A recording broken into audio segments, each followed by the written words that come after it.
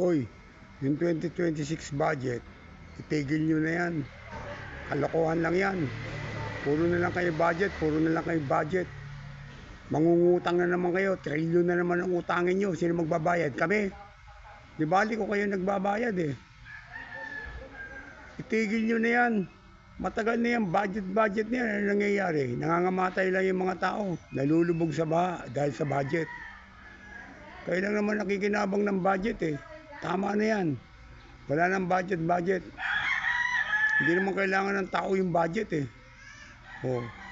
Kami, lumalabang kami ng parehas, nagtatrabaho kami para magkaroon kami ng budget.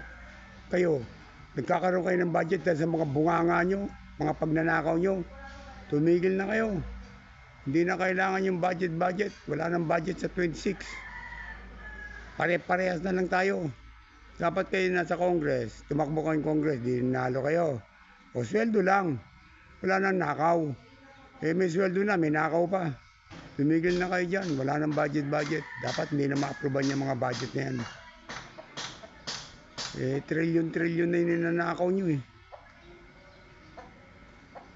Ba-budget pa kayo. Huwag na kayo mag-budget. Sa DepEd,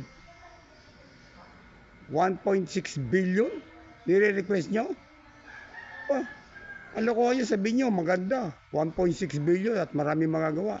Samantalang kay Sara 125 million lang eh. Sabi nyo, walang nagawa. O tapos kukuha kayo, trilyon, billion. Tumigil na kayo. Kalokohan lang yan. Huwag na kayo mag-DepEd, mga siraulo.